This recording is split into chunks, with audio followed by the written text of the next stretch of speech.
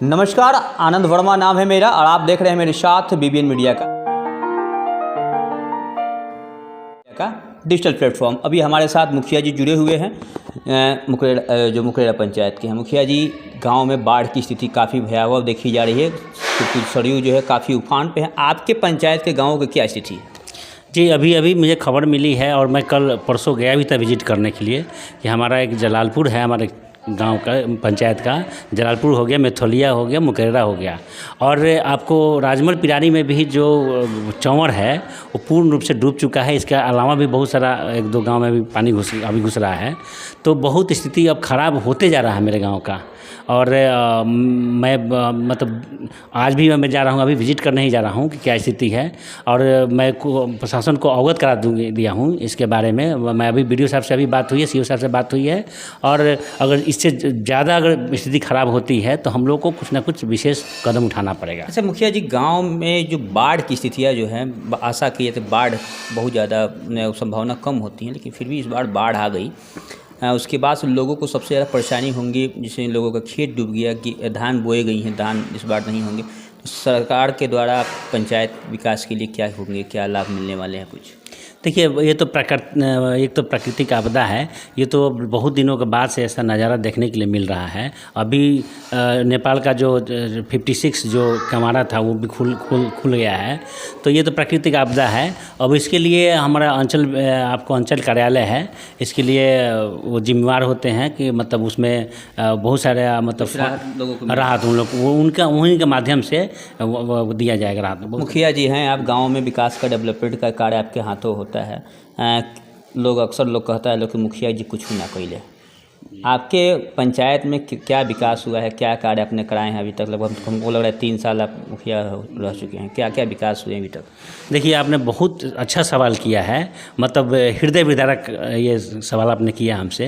देखिए, हम बता दें कि देखिए माननीय मुखिया जी लोगों का मानदेय जो है ना 2500 5,000 अभी हुआ है, 2500 5,000। और माननीय मुखिया जी लोग की जिम्मेवारियाँ बहुत सारी हैं गाँव में। और एक थोड़ा सा मैं क्या कहूँ, दुर्भाग्य कहूँ इस बात का कि सरकार की तरफ से लगभग 2 साल आज पूरे होने जा रहे हैं, 2 साल से एक भी रुपया नहीं आया। अभी पैसा आया भी है सिस्टम में, तो उसमें भी बहुत सारा पेच है, खर्च करने में दिक्कत है। आपको मनरेगा में है, मनरेगा में आप काम नहीं निकलवा सकते, इतना ना उसमें मतलब पेच लग गया है सरकार की तरफ से। अब जैसे भी हो, कुछ बहुत हमारे अधिकारी, मैं तो कहता हूं कि मतलब हमारे बहुत अधिकारी तो बहुत अच्छे हैं, लेकिन कुछ अधिकारियों के नकारात्मक रवैये की वजह से मतलब विकास जिस रफ्तार से होना चाहिए उस रफ्तार से नहीं हो रहा है। और मैं बहुत दुखी हूँ अपने पंचायत को भी लेके कि मनरेगा के कुछ काम मैंने, एक तो मैं अभी वृक्षारोपण का काम कर रहा हूँ, और वृक्षारोपण जिस तरह का सहयोग हमको मिलना चाहिए उस तरह का सहयोग हमको नहीं मिल रहा है। और मैं बहुत चिंतित हूँ इस बात के लिए। मैं इसके लिए पहले भी बड़ी अधिकारियों से बात किया था जिला में, और उन्होंने आश्वासन दिया था, उनके कुछ कहने से कुछ थोड़ा बहुत काम हुआ था। लेकिन जो चाहिए हमें, जो कि विकास के लिए बहुत ज़रूरी है, अभी जैसे सस्टेनेबल डेवलपमेंट का जो 17 आयाम है, 17 आयाम है, उसमें 13 जो है जलवायु कार्रवाई की बात की गई है। और सरकार के तरफ से मैं अभी हाल में ही नेशनल कॉन्फ्रेंस करके आया हूँ। तो चूँकि मैं प्रदेश महासचिव भी, मुखिया संघ बिहार का प्रदेश महासचिव हूँ, इस नाते मैं अभी मिहिर सेन से भी हमारा डेलीगेशन मिला वहाँ पे, और इसके बारे में पंचायतों की समस्या के बारे में हम लोगों ने बात किया। तो उन लोगों ने आश्वासन दिया है कि बहुत जल्दी हम लोग इस पर विचार करेंगे और हम लोग कुछ कार्रवाई करेंगे। अगर हम लोगों ने उनको मतलब अल्टीमेटम भी दिया है कि अगर आप लोग कार्रवाई नहीं करेंगे तो 15 के बाद से हम लोग पेन डाउन करेंगे। 15 अक्टूबर के बाद से हम लोग हड़ताल करेंगे। सरकार को किसी तरह का हम लोग सपोर्ट नहीं करने जा रहे हैं। और हम लोग जो आज मतलब नीतीश कुमार जी के नेतृत्व में निश्चित रूप से बिहार चौमुखी विकास किया है, ये सत्य है। लेकिन अभी पता नहीं क्या हो गया है कि मतलब पैसे उनको मतलब कुछ छोटी छोटी बातों के लिए अगर थोड़ा सा ध्यान देंगे तो हम लोग का पंचायत भी मतलब पटरी पे आ जाएगा। और मैं अपील करना चाहता हूँ विशेषकर माननीय मुख्यमंत्री जी से कि यथाशीघ्र जितना जल्दी हो सके आप इस पर गंभीरतापूर्वक विचार करें। और हम लोग भी, अगर आप हम लोगों का सपोर्ट करेंगे तो हम लोग भी बढ़ चढ़ के तन मन धन से और पंचायत के विकास और बिहार के विकास में हम लोग अपना योगदान देंगे। अच्छा मुखिया जी, एक चीज़ और पूछना था। जो लोग हम कहीं क्षेत्र में जाते हैं तो लोग कहता है कि प्रधानमंत्री आवास योजना के नाम पर लूट मची हुई है, आपके पंचायत में ऐसी शिकायतें मिली थी क्या?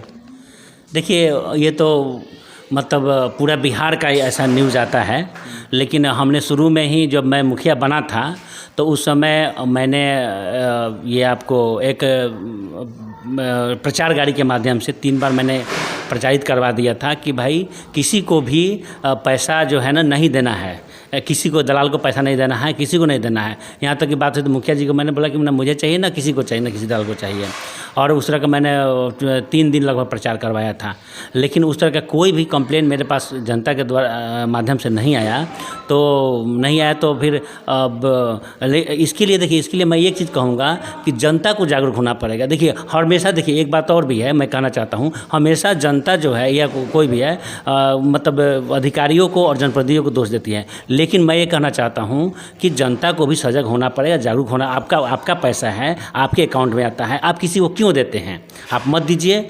और आज समय ये है कि जनप्रतिनिधि भी कहीं ना कहीं विवश हो जाते हैं कि मतलब उनके आगे, बिचौलियों के आगे उनको घुटना टेकना पड़ता है कि उनका इतना संगठन मजबूत है कि हम लोग भी परेशान हो जाते हैं। हम लोग अपना मतलब अगर हम उनके पीछे, यही हुआ कि पिछले बार हम जब प्रचार करवाए थे पूरा दलाल मेरे पीछे पड़ गया था और मुझे तरह तरह बदनाम किया। यहाँ तक डीएम साहब के पास भी सारे वार्ड को भड़का के और डीएम साहब के पास भी जाके हमारा कंप्लेन किया गया था। लेकिन चूंकि मैंने काम जो जेन्युइन तरीके से किया है, जो कि आप जाके धरातल पर देख सकते हैं, मैंने ईमानदारी पूर्वक काम किया और इतना ईमानदारी पूर्वक काम किया कि आज स्थिति है कि मुखिया रहते हुए मुझे बहुत आर्थिक मतलब हमें दिक्कत का सामना करना पड़ता है, बहुत ज़्यादा। अगर सरकार का साथ हो, वरीय अधिकारियों का विश्वास हो, साथ हो, तो क्या जनता आशा कर सकती है कि आपके पंचायत में आने वाले 2.5 साल जो बचे हुए हैं उसमें और आपके पंचायत का चौमुखी विकास होगा?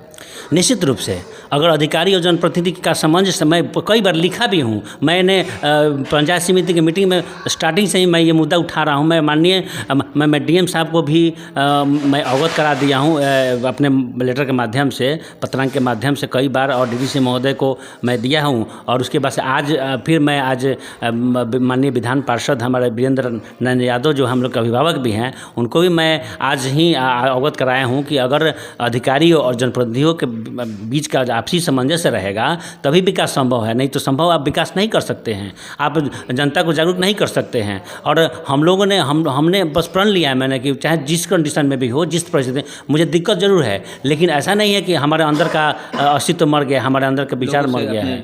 बिल्कुल क्षेत्र के लोगों से मैं अपील करना चाहता हूँ कि जितना जल्दी, सरकार की बहुत सारी योजनाएं हैं और उन योजनाओं को आप खुद से समझिए। अगर मैं गलत करता हूं तो मेरे खिलाफ भी आप आवाज़ उठाइए, ताकि मुझे भी तो पता चले कि मैं गलत कहाँ कर रहा हूं।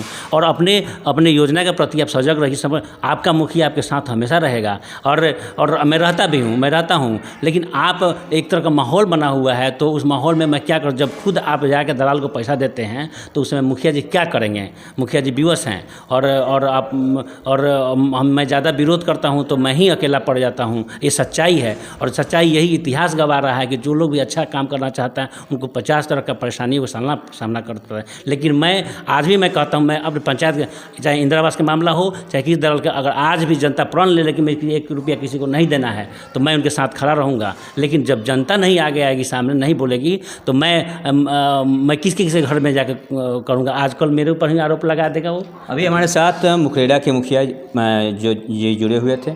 सबसे बड़ी बात है कि अक्सर कहा जाता है कि मुखिया यानी और जनप्रतिनिधि जो होते हैं वो लोगों को लूटते हैं, बिचौलिया बन जाते हैं। लेकिन पहला ऐसा मुखिया हमने इनके बारे में पता कि पूरे पंचायत के सर्वांगीण विकास के लिए, चाहे वो सड़कें हो या फिर छठ घाटे हो या फिर अन्य जो लोगों की जो ज़रूरतें हैं उनको पूरा करने के लिए मुखिया जी लगातार अपने वरीय अधिकारियों से भी उलझते रहते हैं, अपने जूझते रहते हैं और पंचायत के विकास के लिए लगे रहते हैं। बाकी खबरों में और आगे बने रहिए। हमारे साथ कैमरा के पीछे थे धर्मेंद्र जी, धन्यवाद।